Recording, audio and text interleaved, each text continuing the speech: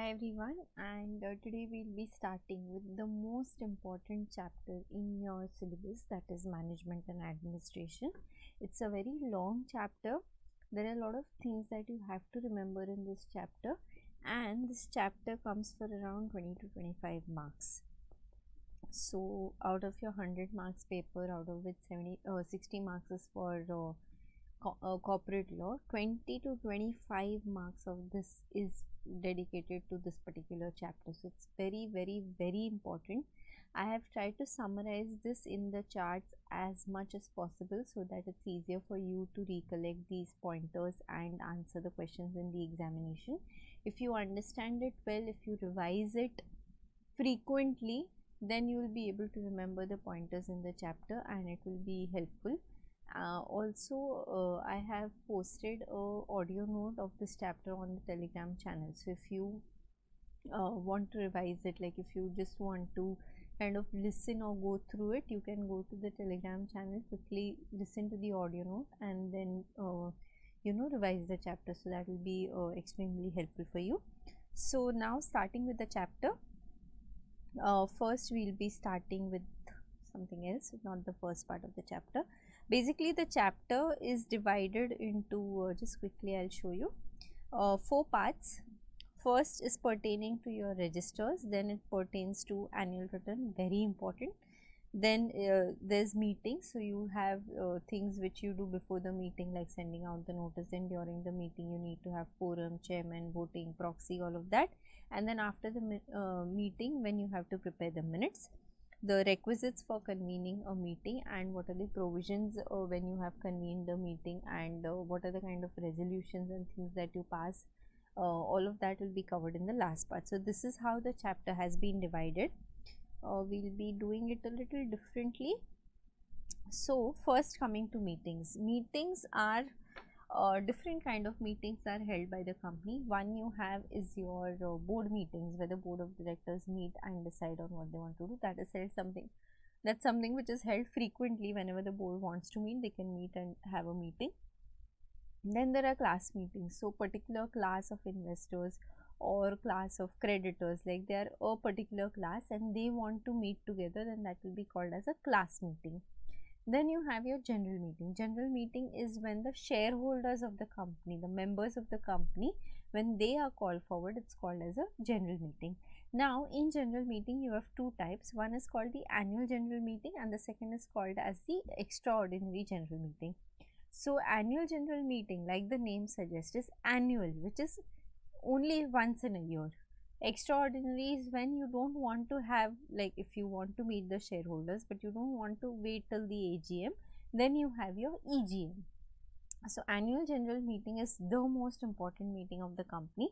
It is held after the financial year comes to an end to discuss the activities that have taken place in the financial year and to take the approval of the shareholders on the financial statement, dividend, or the director's remuneration. All of these things, the auditor's appointment, remuneration, all of these things are decided in the annual general meeting. It is the most important meeting of the company. Now the annual general meeting has to be held after the end of the financial year, but there are timelines given within which you have to hold the annual general meeting. So if it's your first annual general meeting, so if you're incorporated just now and this is the first financial year for you, then the first annual general meeting has to be held at the end of 9 months from the financial year. So 31st March financial year ends, by 31st December your meeting should be held within 9 months from the end of the financial year. Subsequent meetings, that is once the first year is done, the subsequent meetings will be held 6 months from the end of the financial year. So 31st December it ends, 31st March the year ends and you have the meeting by 30th of September. Sometimes for special reason ROC may grant you an approval for extending the time frame by a further period of 3 months, but that is only for special reason, and if you make a request then it can extend. So in the first annual general meeting you cannot ask for extension, you have already been given an extension, but for subsequent AGM you can ask for an extension and ROC may grant you an extension if it is for special reasons. In the subsequent AGM, also one important thing to take care of is that the time gap between two AGM should not exceed 15 months. So it has to be held from the end of the financial year, 6 months from the end of the financial year, and the time gap between two AGMs cannot exceed 15 months. If it is exceeding 15 months, then it's not a valid AGM. This is extremely important for case study type of questions, and something which you have to remember. There is no option here. So again revising, first AGM 9 months from end of financial year, subsequent AGM 6 months from end of financial year, 3 months extension may be granted for special reason. Time gap between two AGM cannot exceed 15 months. EGM. EGM is when you have when you want to meet the shareholders, but you don't want to wait till the end of the year to discuss everything at the annual general meeting. That is why you have your EGM. Say for example, you want to give out you want to raise money and by way of prospectus and give like have a IPO in the company. So I will not wait till the end of the year for that. I want the funds today, so I'll have the meeting of the members today.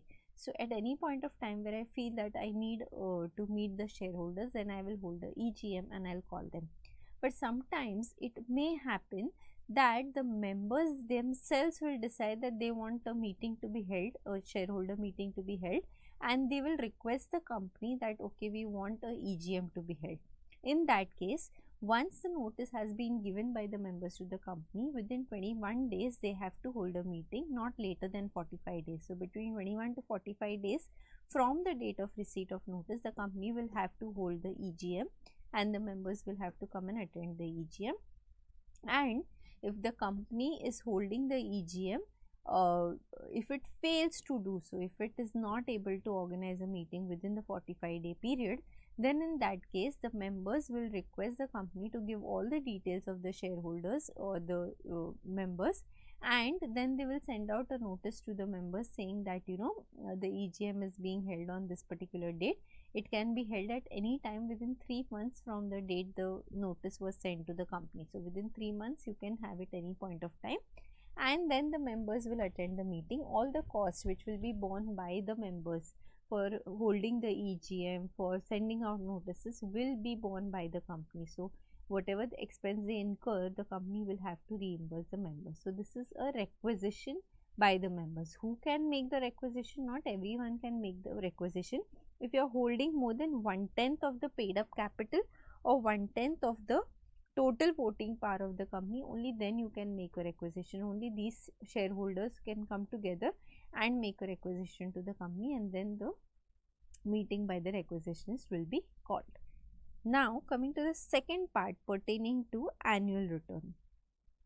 Again, extremely important, very important. Something or the other will be asked on this particular part. Okay, so about annual return, it is the most important return of the company.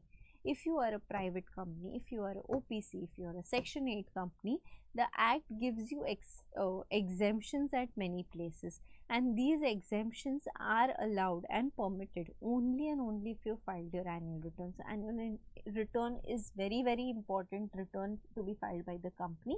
As the name suggests, it is a return which is filed at the end of the year, after the end of the year. So it gives all the details about that particular year. It has to be filed once in a year. And what all details will it give? It will give details about what was the business, place of business, what is the kind of business that you have done during the year. Then you will talk about the shares that you have issued, the debentures that you have issued, how it has changed as compared to previous year, what is the shareholding by the members and what is changed in that shareholding, how much loan you have taken, or if there is any penalty or punishment, how much amount you have paid, why you have paid that particular amount, if you are required to do certain disclosure as per any special act which is applicable to you, what all disclosures have you made, who are your directors or key managerial person, how much remuneration you are paying to them. Then also talking about if you have foreign institutional investors, then who are the people who are holding shares, what is the shareholding pattern, what is the country from which they are holding the shares. All these details, like everything about your company, will be mentioned in the annual return. It is the most important return to be filed by the company. When do you have to file your annual return? Again, a question which has been asked time and again, a very simple question, but again and again the same thing has been asked by the institute. Annual return has to be filed within 60 days from the date of holding the AGM. So whenever I hold the AGM, as per the provisions which we studied, what are the provisions? First AGM 9 months from end of financial year, second AGM or subsequent AGM within 6 months from end of financial year, time gap of 15 months. So we know when the AGM will be held. On the date the AGM is being held, within 60 days from that date, you have to file the annual return. But sometimes the companies don't hold the AGM, and in that case you have to still file the return even if you are not holding the AGM. Again, this is something which has been asked, that the company has not held the AGM and hence has not filed the return. If you have not held the AGM, you will still have to file the return 60 days from the date the AGM should have been held. So from the date it should have happened, you didn't do it, that's a different matter, but from this date when it should have been held, 60 days from that date you will have to file the return. So again, very important. And again repeating, AGM held 60 days from date of AGM, AGM not held 60 days from the date the AGM should have been held. The annual return has to be filed in form MGT 7. It has to be signed by company secretary and a director. If you don't have company secretary, then the directors can sign it. If you are a listed company with a share capital of more than 10 crores or a turnover of more than 50 crores, then in that case you will also need a certification by an independent company secretary saying that everything that's mentioned there is true and correct. So that additional compliance is required for listed companies with the share capital of 10 crores, turnover of more than 50 crores. OPC will also have to file their annual return, and it has to be signed by CS. If they don't have a CS, then the director can sign the annual return. And yeah, these are the provisions pertaining to annual return. Very important. One question for sure in your examination is it's going to come from annual return. Okay, so I hope you've understood the provision. Then coming to place of keeping the register. Register of members is something which we'll do in detail, but the register has to be kept at the registered office of the company. If you do not wish to keep it at the registered office, you can keep in the same city, town, village where your office is situated by passing a special resolution.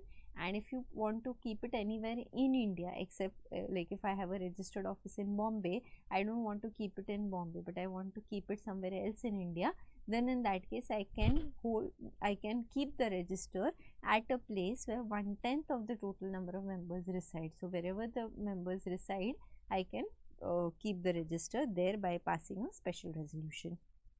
Okay, so that is pertaining to your annual return. Types of meetings which we just discussed. You have your general meeting, board meeting and class meeting. So these are the three different kinds of meeting that we have discussed. Now coming to the register of members. Register of members is basically a register wherein you are giving details about the members of the company, shareholding pattern and how much percentage they are holding. Is there any special instructions regarding delivery of your notices, like we studied in the first chapter, that the member may request that I want the particular notice to be sent by Blue Dart only. So if you have any special instructions, that will be mentioned. If you are holding shares of a minor as a guardian, then again that will be mentioned. Your PAN number, your Aadhaar card, your email ID, all the things will be mentioned here. If you have given the shares as a pledge or you've given your shares as hypothecation, whatever, then again that is something, like if you've created a charge on your asset, again that is something which will be mentioned in the register of members. Register of members, there are two registers. Basically for every kind of security you will have a register. If you are a equity shareholder, register of equity shareholders will be in MGT 1, debenture holders will be in MGT 2. For preference shares, there will be another register that will be maintained. So for each kind of security, for debentures there will be a register maintained. For equity shares with differential voting rights, there will be a register maintained. So for each kind of security that you are issuing, you will have a separate register. Now this register will give all the details as that we just discussed. And where will you keep the register? Just discussed. You will keep it at the registered office or any town, any place in your city, town, village by passing special resolution. If you want to keep it anywhere in India, you need to pass a special resolution and you require approval by 1/10 of the total members. Like, sorry, not approval, 1/10 of the total number of members should be residing in that particular state or city, and you can have it in that particular state or city anywhere in India. So that is about that. If you have more than 50 members in your company, then in that case in the register you will also need an index to be maintained. If you have more than 50, it's mandatory, otherwise it's optional. And this index will keep on updating every time there's a transfer, transmission, or due to death, or insolvency.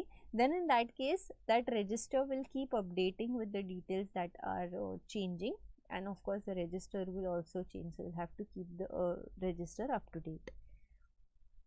Okay. And once the transfer is made, the board of directors will approve the transfer, and once they have approved it, within 7 days you will make an entry in the register of members. It's the most important register of the company, and it is to be yeah, I think we have covered all the points. Yes, it is to be kept at the registered office of the company. It is something which is open for inspection, so anyone who wants to come and see the register of members can come and inspect it during business hour on a working day, and they can see the member. If they want the copy of the register, that is also permitted, provided you give a 7-day notice to the company, and then you can take the copy, and which will cost you ₹10. They cannot charge you more than ₹10 for that. Okay, so this is pertaining to register. I have tried to put that here so that it's easier for you to understand. Now coming to foreign register. So register which we just discussed is the Indian register, that is under 88. Now coming to foreign register, which is also 88 subsection 4. Foreign register is when you have members outside of India, or people shareholders outside of India. In that case you will have a foreign register. This foreign register can be kept in India, or it can also be kept outside India in any other country. If you are keeping it outside India, then you will also have to intimate the ROC within 30 days as to where you have kept it. And this is like a duplicate register, not a duplicate register, but it's like the main register that's in India, which we just studied, section 88, that's called your principal register. So every entry you have in your foreign register, the corresponding entry will be made in the principal register. In both the places, the shares are distinctively numbered. So the foreign register, the share numbering will be different, so as to show in the principal register that these shares pertain to in India, these shares pertain to outside India. So it will be distinctively numbered for the foreign register. Every time there is a change in the foreign register, the same will also be kept, like the change will also be incorporated in the principal register. So if I transfer my security in the foreign register, within 15 days I will come and tell the principal register that the securities have been transferred, and then changes I have to make in the principal register, changes I have to make in the foreign register. Because I am changing this, I have to go and tell the ROC that I have changed this particular thing. So foreign register, everything has to come into the principal register, because principal register is the main register. If I wish to close my foreign register, I can do so. I can transfer the entries to some other country where the foreign register is maintained, or I can transfer everything to the principal register. Every foreign register, the same provision applies. So if I have one in Australia, one in New Zealand, one in UK, all the foreign register, the same logic will apply. All the entries in those foreign register has to come into my principal register. So principal register is the most important register. Okay, and any failure will lead to penalty. Again, open for inspection, same provisions will apply. The entries have to be authenticated by a company secretary or any other authorized person. So before they are made into the register, it will be approved, the documentation will be checked and authenticated by a company secretary. Okay, so Indian register 88, foreign register is also 88, but 88 subsection 4 along with the rules therein. So this is pertaining to register. I hope this is clear. Now coming to shares of beneficial interest of shares, not significant beneficial owner, beneficial interest of shares. So sometimes what happens is that when you're holding shares, if you're holding shares as a minor, you cannot hold the shares in the company because you are a minor. So the name will be that of the guardian, but the guardian is holding shares on your behalf. Or say for example, if you are investing in a mutual fund is holding shares on your behalf on for your benefit, correct?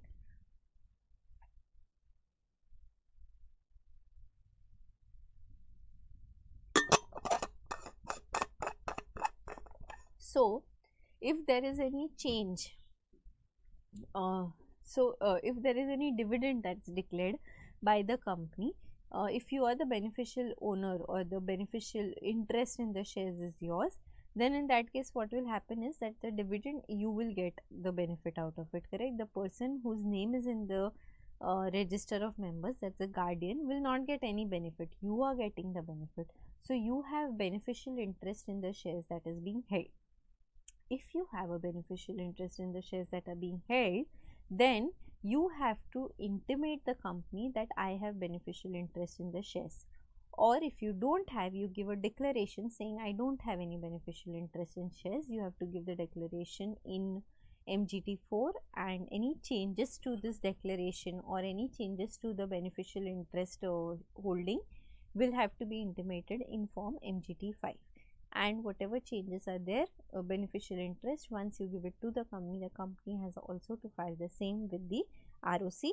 This is not applicable to a government company. It is also not applicable to mutual funds and SEBI registered venture capital funds, because they are already being monitored by SEBI. So other provisions are applicable, but not to SEBI registered mutual funds, venture capital funds and government company.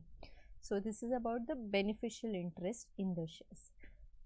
Now coming to registration of significant beneficial owners in the company. So what are significant beneficial owners? Significant beneficial owners, so sometimes what happens is that the person who is holding the shares in the company may not necessarily be the beneficial owner of the company. Say for example, this is the company, it's called as a reporting company because this is the company who will report, and in this the shares are held by XYZ Limited, private limited, say for example, make it easier. In XYZ, shares are held by Singapore company. In Singapore company, shares are held by Mauritius company. In Mauritius company, shares are held by Cayman Island company. In Cayman Island company, shares are held by UK company. In the UK company, shares are held by USA company.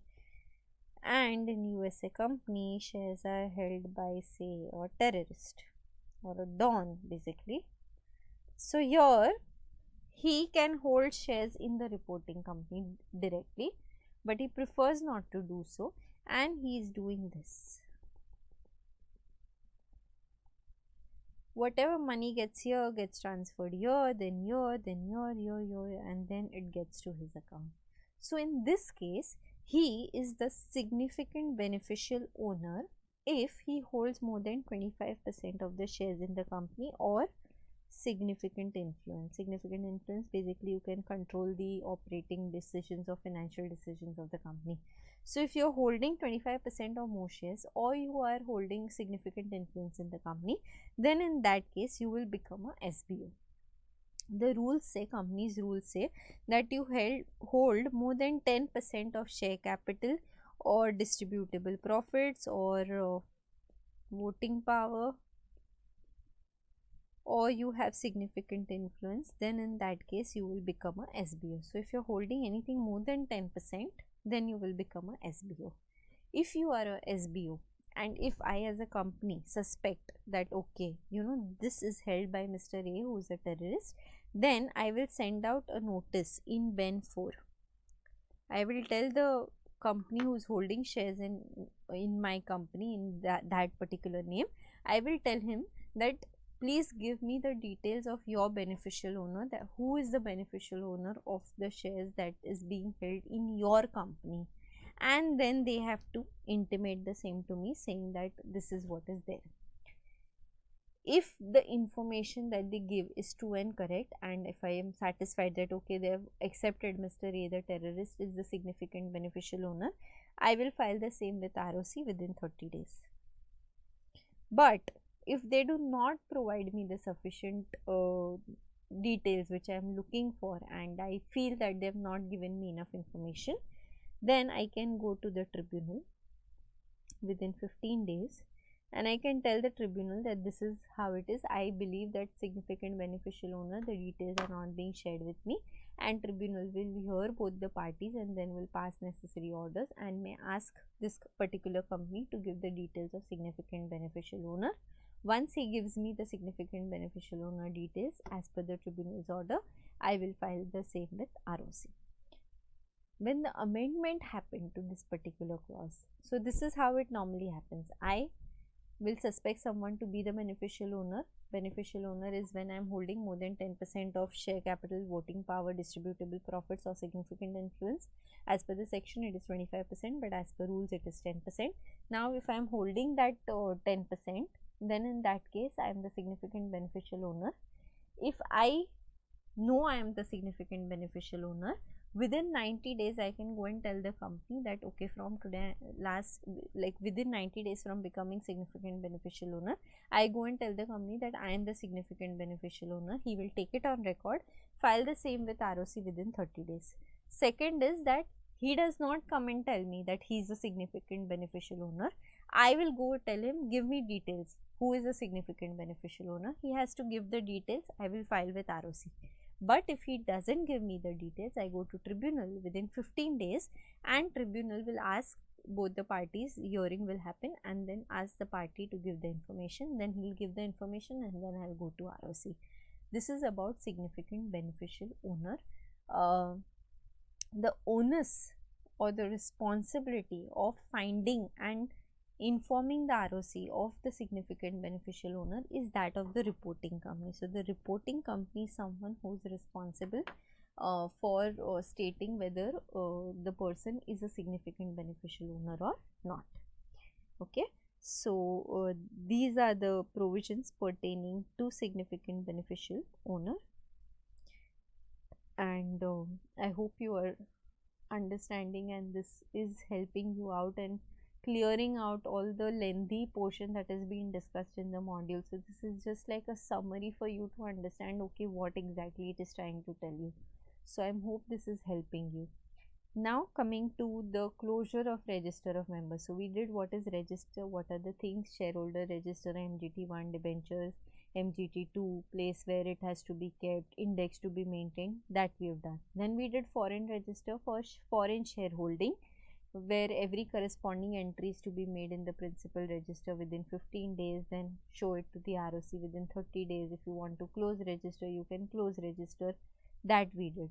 Then beneficial interest, where minor is beneficial interest but shares are held by guardian, then they will give a declaration saying that I have beneficial interest or I don't have beneficial interest. It is not applicable to SEBI registered mutual fund, venture capital fund and government companies. Then we did significant beneficial owner, where you're holding 10% or more of share capital, voting power or distributable profits or significant influence in the company. Then you give a declaration that I am the significant beneficial owner, and the company will go file with ROC. And then the register being maintained, register has all the details. This register, sometimes the company may close the register for the purpose of maintenance. If it is closing the register, again very small point but asked in the examination, if the company is closing the register, then it can close the register for a maximum period of 30 days at a time, and in the entire financial year for a total period of 45 days it can close the register for the purpose of maintenance. Otherwise it is to be kept open for inspection. Members can come and inspect it during business hours. If they want to make copies, then they have to give a 7-day notice to the company, and the company has to arrange the copy. If they do not give the copy, then the members can go to the tribunal, and the tribunal will direct them to give the copies, and the company has to then comply with the order of the tribunal and give the copies to the members. So this is about closure of register. I can close the register of members for the purpose of maintenance. One stretch for 30 days, overall for the entire year for a total period of 45 days. So again this is important. So we finish your register of members here. I hope this is helpful and we are all on the same page. Okay. Now, annual return we have done already. Place of keeping registers done. Now coming to meetings. As I told you, we'll start with before the meeting, the notice, explanatory statement, what all has to be done. Then during the meeting, what will happen? You will have a quorum, chairman, voting will happen, you will have proxy, resolutions will be passed, and then post meeting maintenance of minutes. So now starting with notice.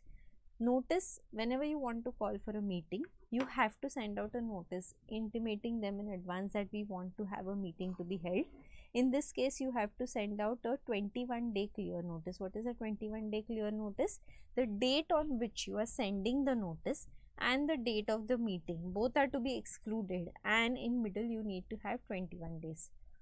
That's called as a 21-day clear notice. When we are doing the General Clauses Act, we said that while calculating the time frame, the first in the series of days to be excluded, last to be included, nothing like that. Your first and last both to be excluded, and the middle number of days has to be 21. So minimum 21 days clear notice has to be given for the purpose of calling the meeting of the shareholders, and this 21-day period cannot be curtailed by the Articles of Association. So Articles of Association cannot say that we want to send out a notice at a shorter time frame. They have to give 21 days notice only.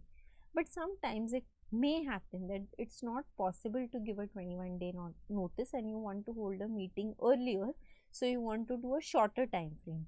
You can do that if you want to have it at a shorter time frame, no problem. But 95% of the members who are going to vote at the meeting have to give their consent in writing that they are okay with a shorter notice. If they are okay, then you can have a shorter notice, but if not, then you have to give a 21-day clear notice. For Section 8 companies, we had studied that they have to give a 14 days clear notice because they don't have to give a 21-day clear notice. I hope you remember that. Okay. Now, when I am sending the notice, to whom do I have to send the notice? I have to send it to the members, to the directors, the legal representative of the members. If the member is insolvent, then the assignee of the member and the auditor of the company. How will I send the notice? We studied in chapter 1 that we can send it by post, ordinary, speed post, courier, email, text, whatever. I can send it by any means. I can also put it up on the website of the notice if I want to make it a public notice. And the onus to prove is on the company. So if you are not sending a notice to particular someone, it should not be deliberate why you are not sending it. If you are not sending it, it's fine, but it should not be deliberate, and the onus to prove that will be on the company.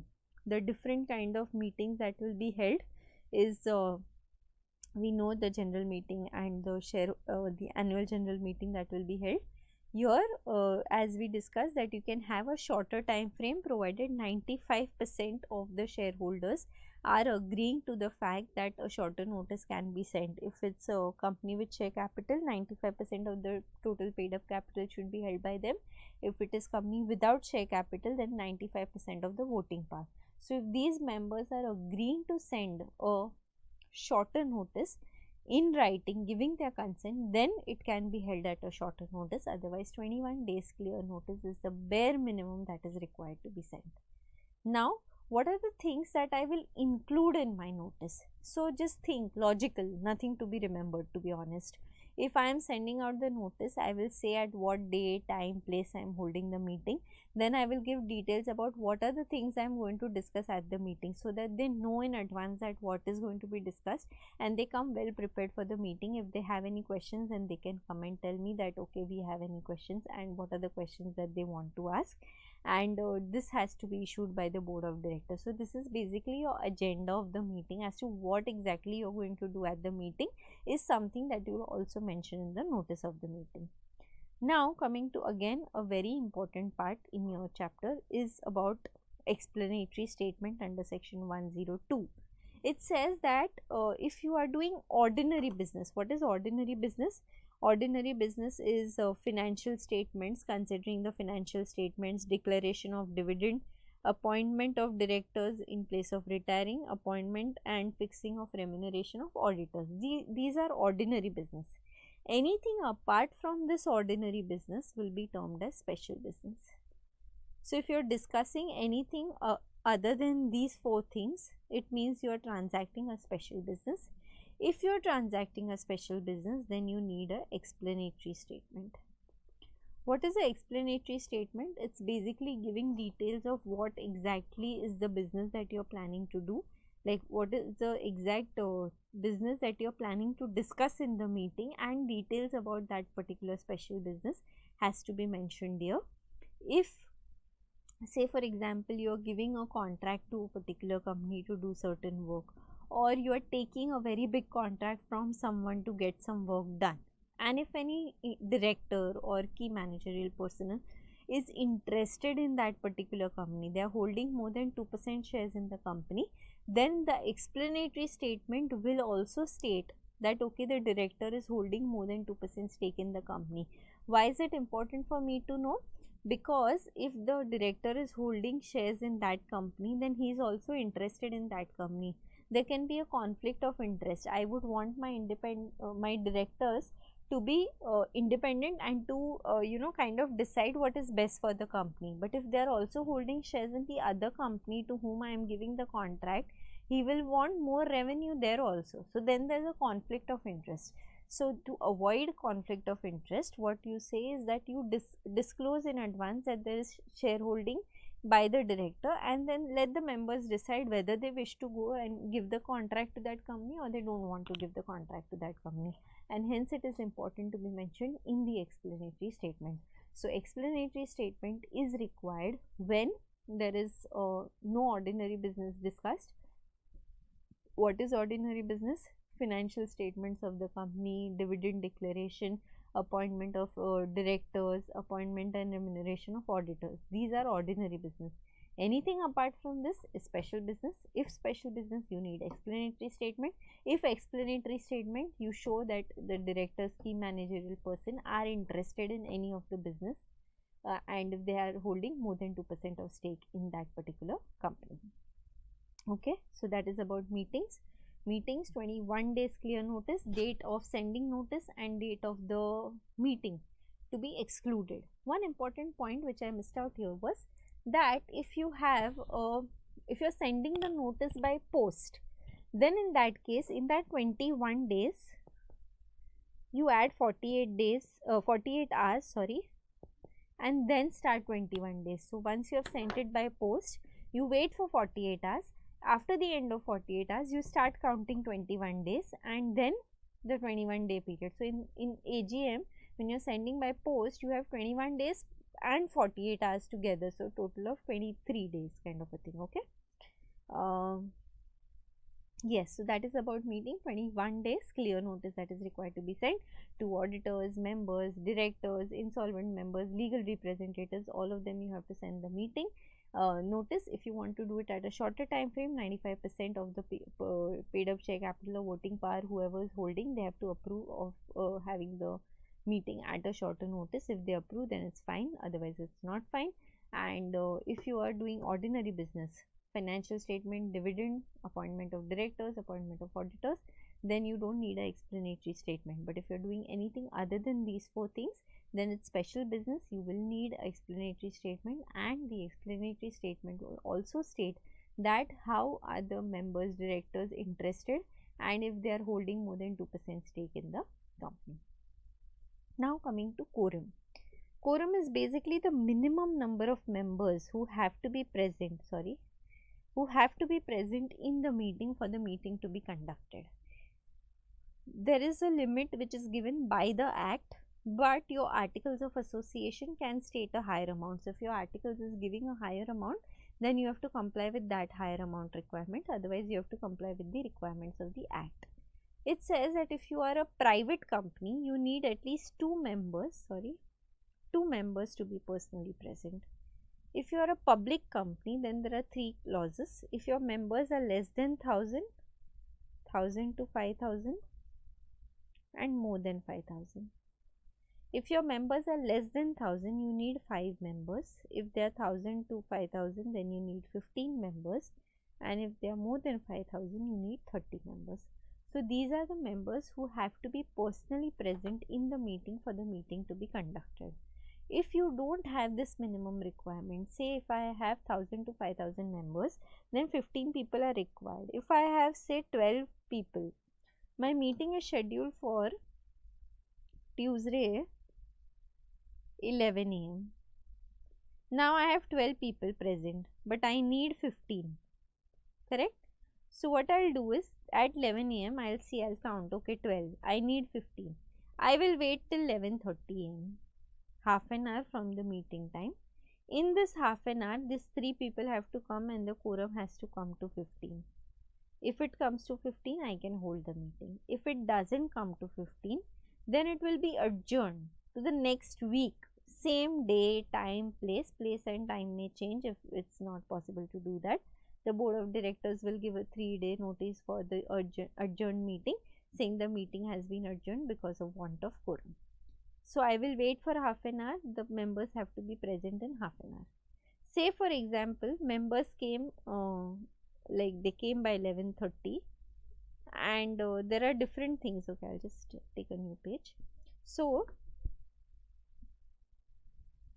Tuesday 11 a.m. required how many people? Quorum 15. People who came actually came is 12. Okay, at 11 a.m. 11:30 a.m. how many people are there? 15. Now there are 5 things to be discussed at the meeting. I discussed this, resolution passed. I discussed this, resolution passed. I discussed this, resolution passed. Now it's 3 p.m. and 2 members had to go. They had to go for a meeting and they said that we can't sit any further. So they went and they discussed 4th and 5th part also without these 2 members. So when they discussed 4th and 5th part, till here there were 15 members. Here there are 13 members. So these 2 resolutions will become invalid resolution because their quorum was not there. So quorum has to be present throughout the meeting till the time I am doing the resolutions. If it falls below that, then the resolutions are not valid. So they have to be present throughout the meeting. Okay, this is something which can be asked in the examination. They have to be present throughout the meeting. If the quorum falls for any reason, then the proceedings at the meeting will become invalid. Private company 2 members, public company less than 1005, 1000 to 5015, more than 5030. It will, if not present, it will be adjourned to next week, same day, date, time, place. 3 days notice to be given by the board of directors. But if this meeting is the meeting called by requisitionist, which we studied, right, EGM to be called by requisitionist, and if this gets adjourned, then it will be cancelled. A meeting by requisitionist is a meeting by the members themselves. It cannot get adjourned, and because it's getting adjourned, it is cancelled altogether. Okay, is that very clear, quorum? Okay, now coming to the chairman of the meeting. So we have studied notice, then we studied quorum. Now coming to the chairman of the meeting. Chairman of the meeting is basically different from the chairman of the company, by the way. And chairman of the meeting is like every time a meeting is held, then the members will say that we need one person to chair the meeting. So between them they will decide that who can be the chairman, and say for example I say I want to be the chairman, then I will ask that how many people are in favor of that. Whoever is raising hands, if there are more people raising hands for me than against me, then I become the chairman. Once I become the chairman, my responsibility, chairman of the meeting is very important, by the way. So he is a person who will say that maintain the decorum of the company, decide that what is to be done at the meetings, how resolutions are to be passed. If people are fighting, then he will say okay, you know, he'll kind of be a mediator between those people. So chairman of the meeting is very important. The minutes of the meeting are to be maintained by the chairman only. So he is the person who will actually maintain the minutes of the company, and he will ensure that the decorum is being maintained by the company. Sometimes when show of hands, if you do appointment of a chairman, the member may demand a poll, and in that case the person by show of hands will remain the member of the meeting till the poll is actually conducted. What is poll and show of hands we'll do when we do voting. So this is about chairman. I hope that's clear, not a lot of details here. Then coming to proxy. Like how when you don't go to college and you tell your friend ki just put a proxy for me. Same way, when a member is not able to attend the meeting, he will appoint someone else to come and attend on his behalf, and that someone else who is attending the meeting on his behalf will be called as a proxy. So he can be a member of the company, or he can be someone else only who is not a member of the company, and he will come and attend the meeting on behalf of the member, but he is not allowed to talk or discuss anything at the meeting. He just has to come, attend the meeting, and then go back. That's called as a proxy. He can have the food at the meeting if he wants to eat, but otherwise there is nothing that he's supposed to do at the meeting. He can just come and attend the meeting. A proxy can be appointed for at a time 50 members. So if I am becoming a proxy for 1 members, I can also be a proxy for another 49 members, provided all the 50 members put together their shareholding does not exceed 10%. If their shareholding put together exceeds 10%, then I cannot be a member for all. So I can be a proxy for shareholding of up to 10%. If shareholding goes above 10%, then I cannot be a proxy. So to give you an example, if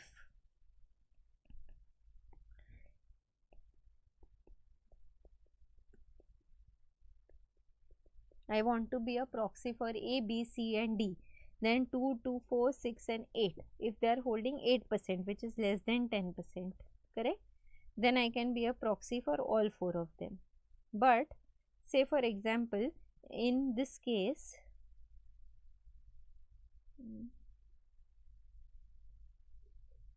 he is holding 6%, then I can be a proxy for A, B and C, but I cannot be a proxy for D then, because otherwise it will become 12%, which will not be less than 10%, and hence it is not permitted. So at a time only 10%, not more than that I can hold, or 50 members, whichever is satisfied. If I am a proxy, I have to be appointed 48. I have to intimate the company that I won't be attending the meeting, and the proxy will be attending the meeting 48 hours before the meeting. And the register of proxy is open for inspection. So whoever wants to see that which member is coming by proxy can see the register. They have to give a 3-day notice to the company, and they can inspect the register 24 hours before the meeting or during the time of meeting. Anytime they can what do you call, what was I saying, they can inspect the register of the proxy. Okay, so this is pertaining to proxy, again something which has been asked quite often.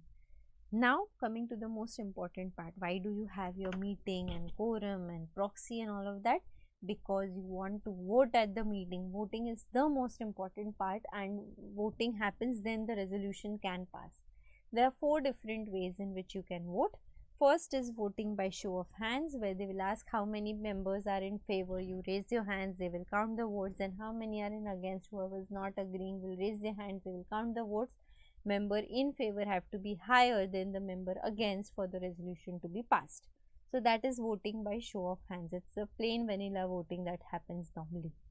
Then coming to voting by electronic means. Electronic means is where you vote on the website. On the website you will be given a unique ID and password.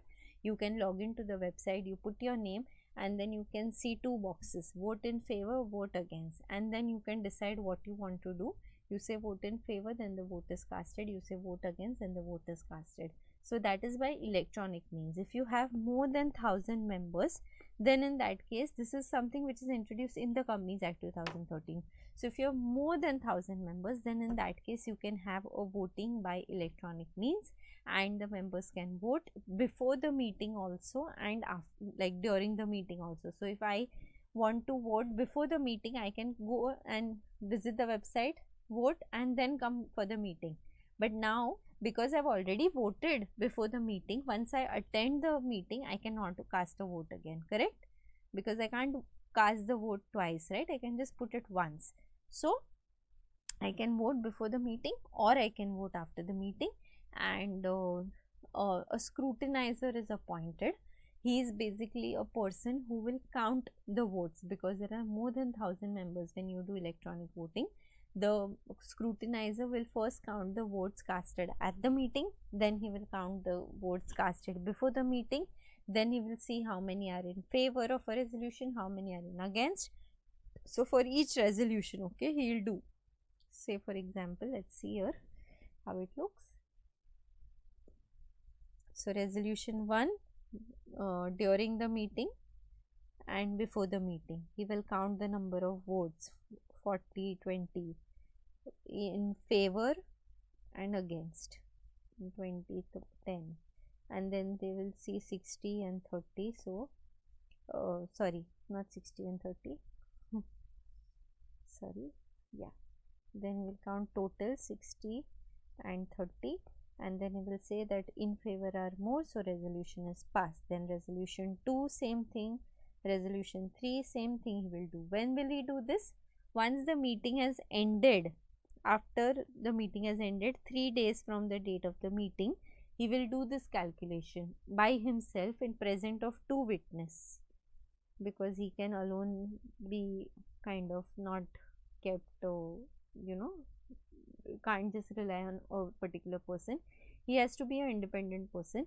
He will do this in front of 2 witnesses. He'll count the votes, and after 3 days he'll give a report to the chairman, and he will say that this is what is the result of the meeting that was being held, and the chairman will inform the members. They will put it up on the website saying that this is how the meeting has been held, and these are the votes in favor and this against. Whatever he is doing here, the counting and all of this, he cannot tell it to anyone except the 2 witnesses who are there. No one else will know about it, and he will directly submit all the documents to the company. He doesn't even have to tell the chairman about it. No one he will tell, and he will get the documents submitted to the company, and the company will keep the document with itself.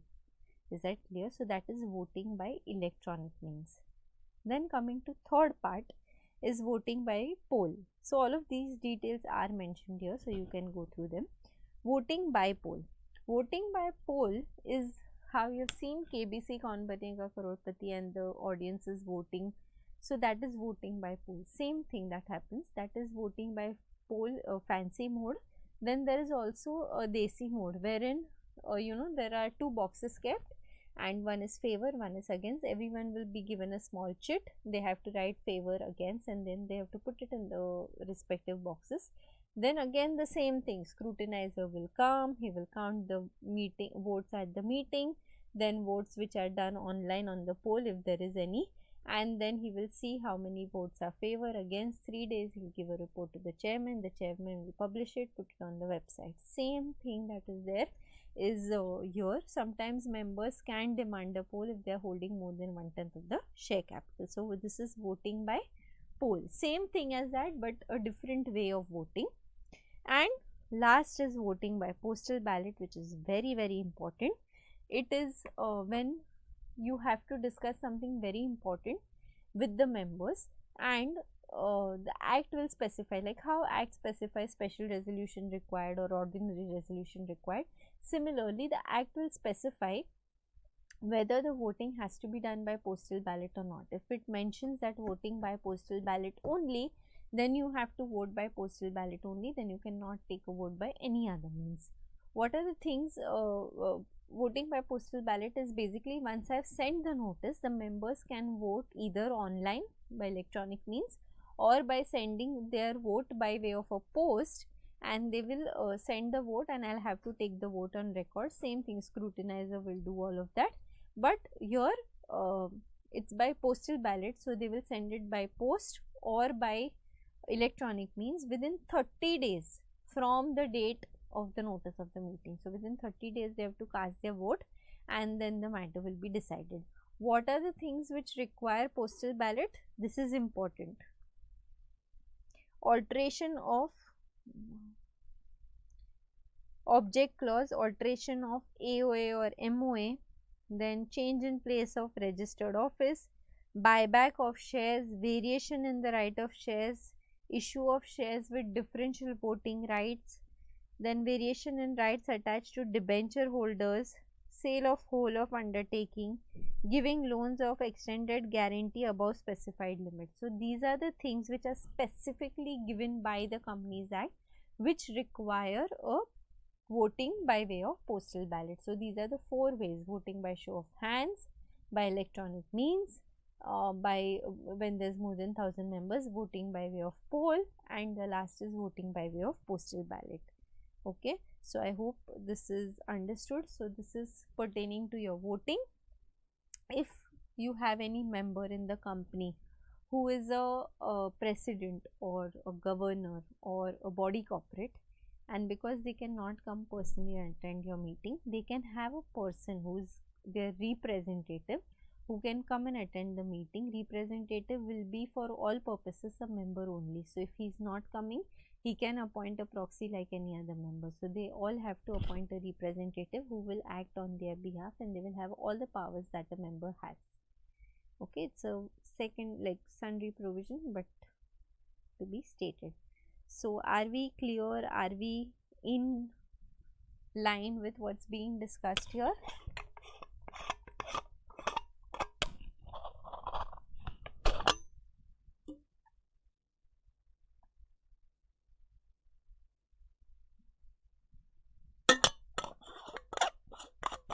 Now coming to the next part, that is resolutions. Resolutions we have discussed, but again discussing it here. Resolutions are of 2 types. One is ordinary resolution, another is special resolution. Ordinary resolution is where you need 50% of the members voting in favor of a particular resolution for the resolution to be approved.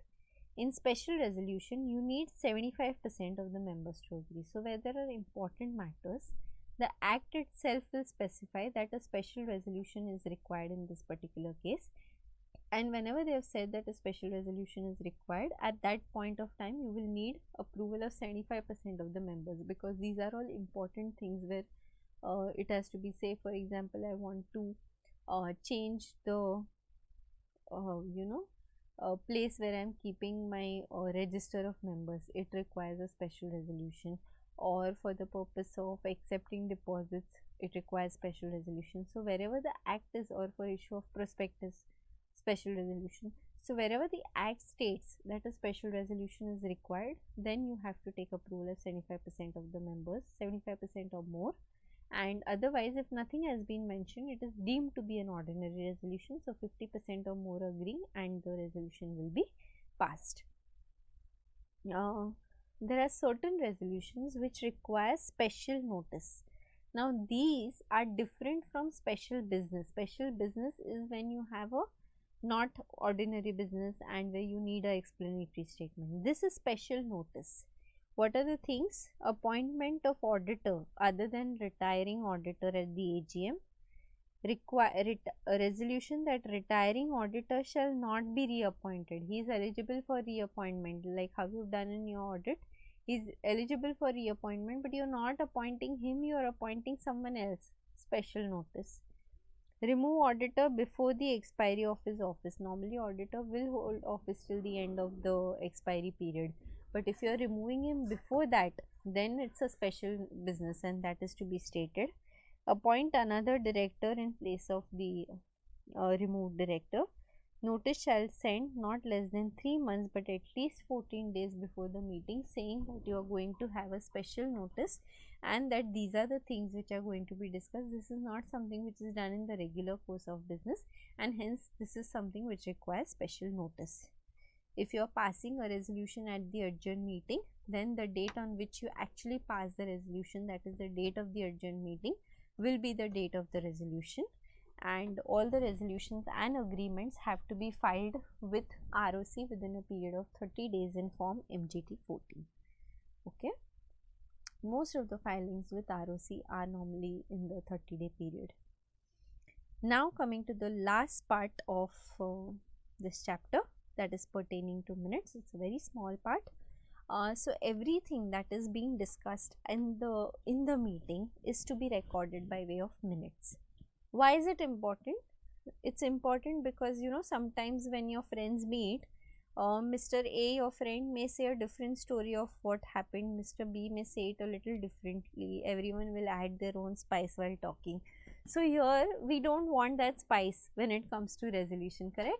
So because we don't want that, we get the resolutions, the minutes to be recorded, and it's there so that anyone who wants to refer as to what happened at the meeting, they can always go back and refer to that.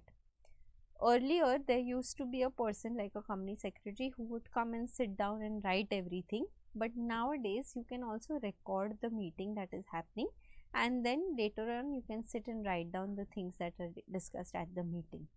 For recording a meeting, you have to take the approval of the members that you are recording a meeting. So please note that recording any conversation, including your calls, is something which is not legally allowed, and it cannot be used as a evidence in the court of law unless you have taken their approval. That is why when you talk to any service provider like Vodafone or someone, they will always say this call is being recorded for quality purpose, because you have to take the approval of that particular person. Or on Zoom, when you're having a meeting, if I start a recording of the meeting, it will say this meeting is being recorded. So whoever is not wanting to attend the meeting can exit the meeting, but I'm informing you that I'm recording the meeting.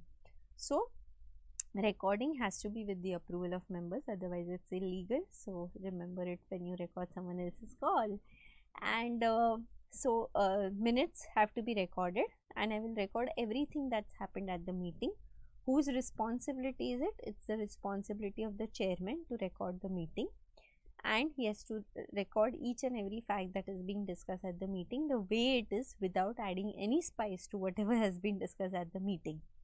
While he is recording this, he can remove things which are not required or which are not necessary to be recorded.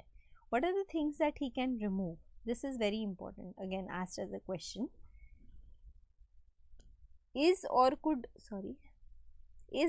reasonably regarded as defamatory. So nowadays in the online world, you keep writing opinions and your views on other people and kind of defame them, like just put them down, or basically whatever value they have in the market, you just like shun it off, saying that okay, no, this is not something which is correctly said. But to be honest, if you say or write something wherein the other person's image is spoiled in the market or anywhere, basically if his image gets spoiled because of the things that you have said, then it's called as defamation. And if that happens, that person, no matter how bad he is, he can file a suit against you saying that you're spoiling my image in the market, and it's a defamatory statement.